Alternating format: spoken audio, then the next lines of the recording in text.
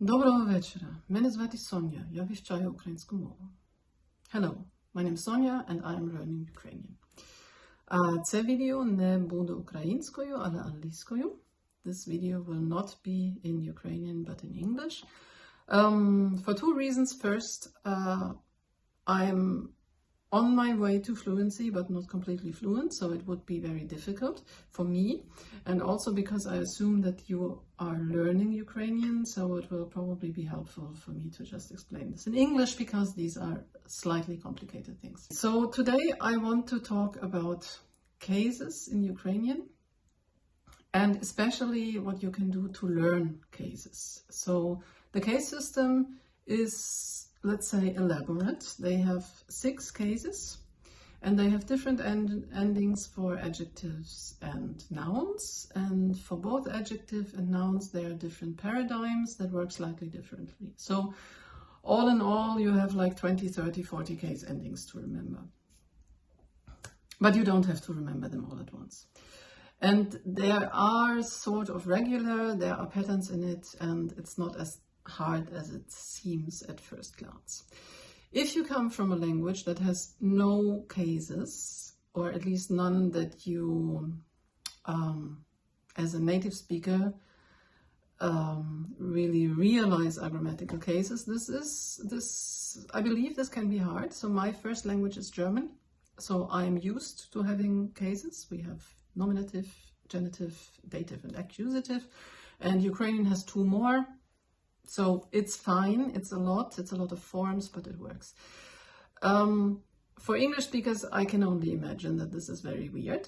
But unfortunately, if you want to speak Ukrainian, there's no way around it.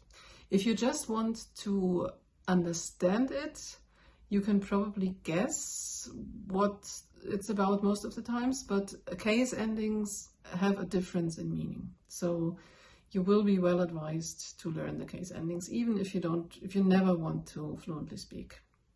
I'm sorry. Anyway,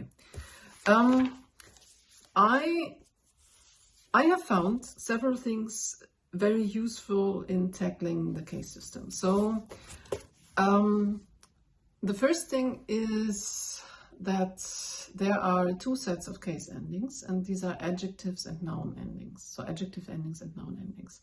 Most textbooks for Ukrainian almost exclusively focus on the noun endings first, and some don't even mention the adjective endings, maybe in one of the last lessons, so nobody ever gets to adjectives.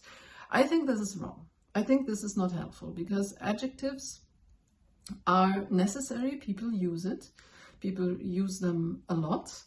And when you do not know half of the endings, how are you supposed to actually use the language? So my suggestion would be that you pick a combination of an adjective and a noun that is in some way relevant to you, and write it down in all cases, in singular and plural.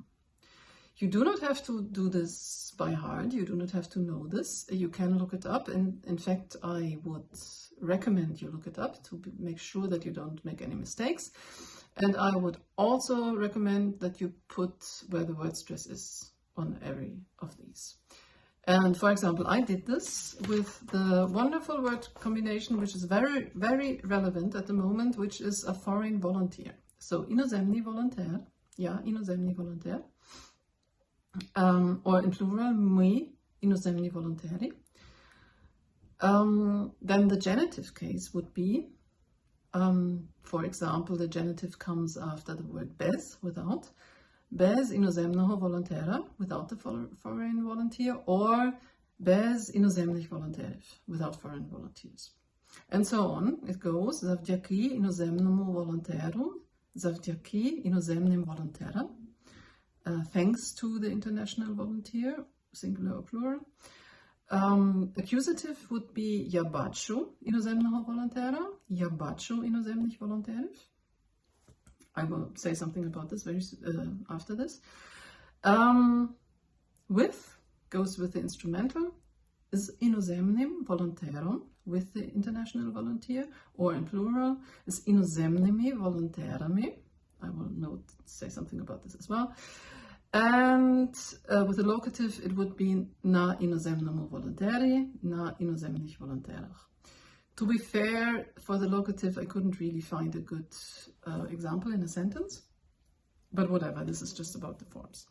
So, two remarks about this. First is that the accusative here sounds or looks like the genitive in both singular and plural. This is because a volunteer is a living being, it's a person, and for people, persons, living things, the accusative looks like the genitive. Whatever. It's not only in Ukrainian, other Slavic languages do funny stuff like this as well. And the other one is that in the word combination inozemnymi volonterami, we actually have inozemny volonter. Inozemny volonter has inozemny volonter, that's 7 syllables. Inozemnymi volonterami is 10 syllables. So the adjective ending has 1 syllable more and the noun ending has 2 syllables more. Instrumental plural takes a very long time to pronounce. So, write these down and just do not, by all means, by the love of God, do not try to learn these at heart at the beginning.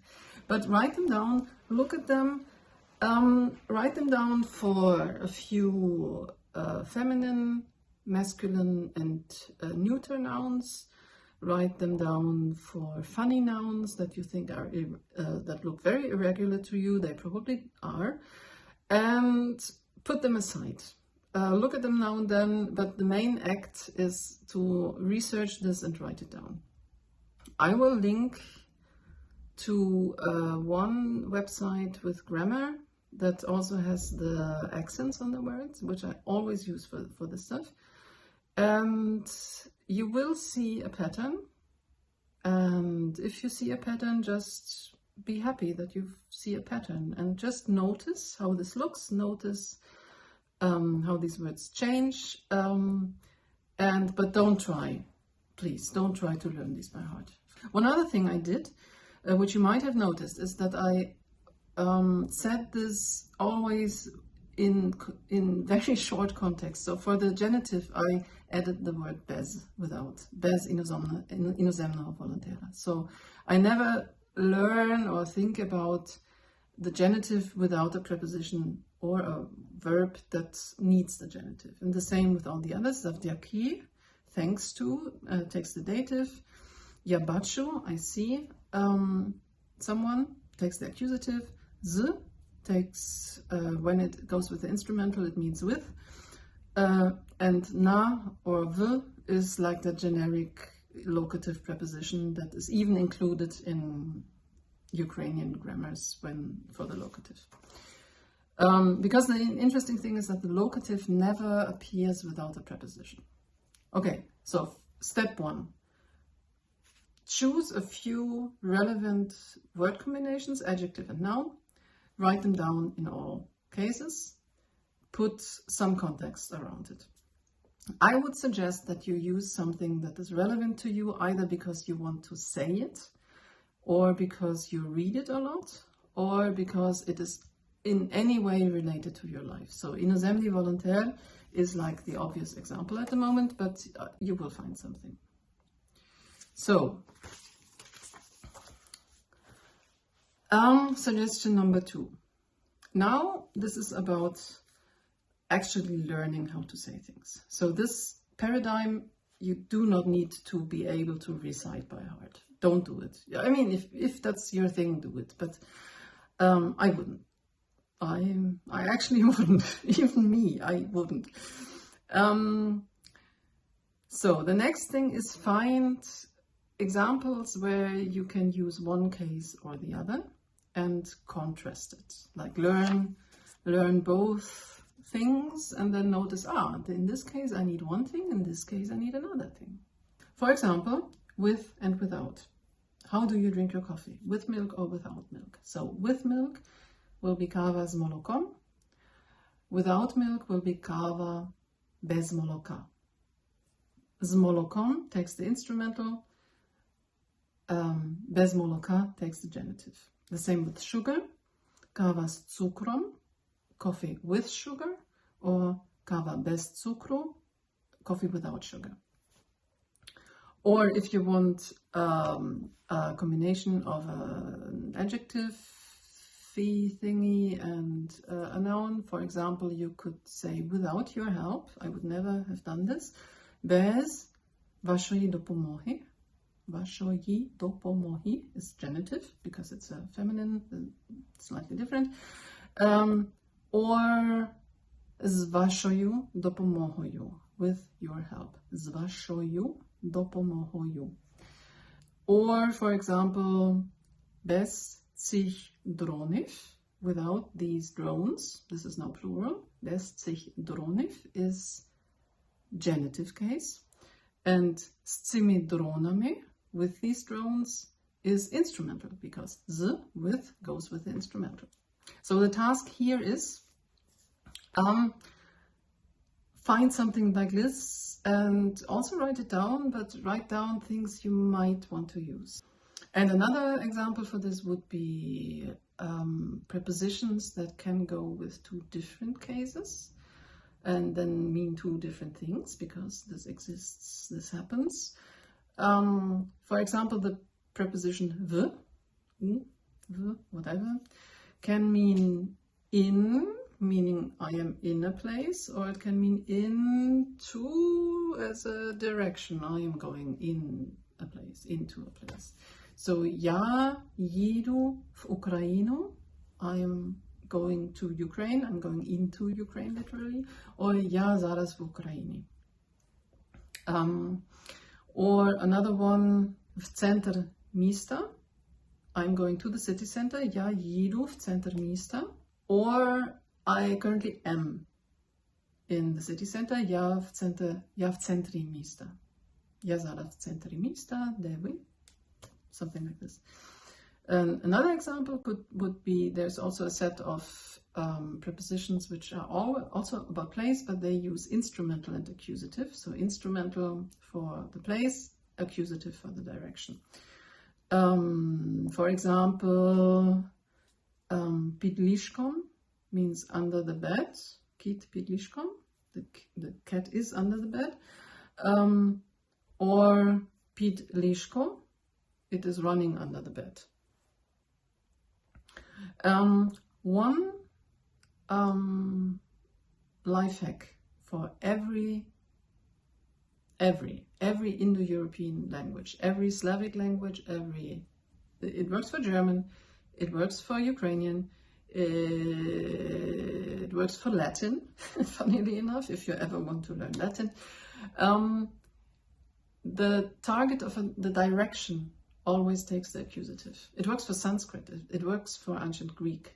The direction is always the accusative. The location might be something else. There's locative, there's dative, there's instrumental, there's ablative in Latin. But direction, always accusative. Thank the Indo-Europeans, they made this up. So my third suggestion is, and this is the shortest one, collect these phrases. Collect phrases that are relevant to you. So either something that the people around you are saying a lot, if you are in Ukraine, or around Ukrainians in another way.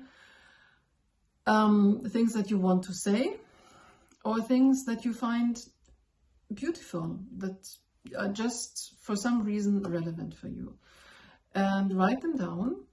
You can use a spaced repetition app. I use these small pieces of paper to write stuff down and work through every day, almost every day.